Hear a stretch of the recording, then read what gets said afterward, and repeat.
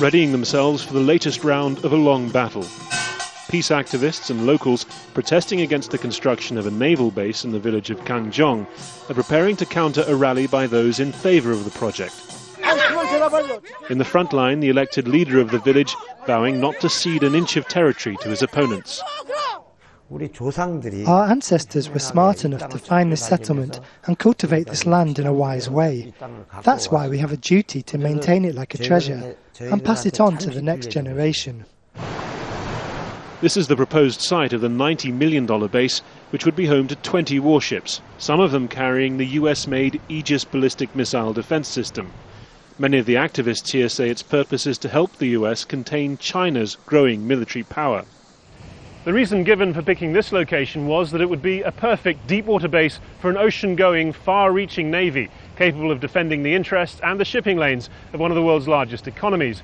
But recent events have many wondering whether military spending shouldn't be targeted closer to home.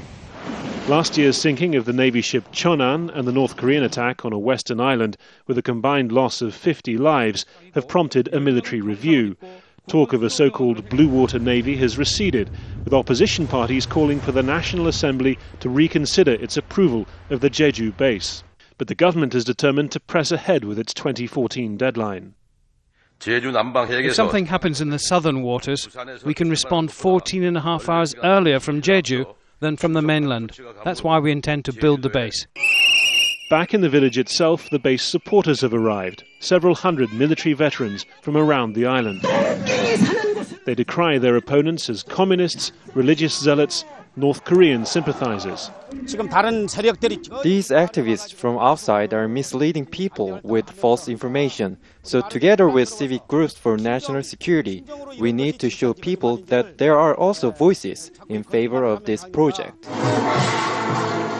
Eventually the veterans approached the anti-base protesters, hundreds of police creating a buffer zone.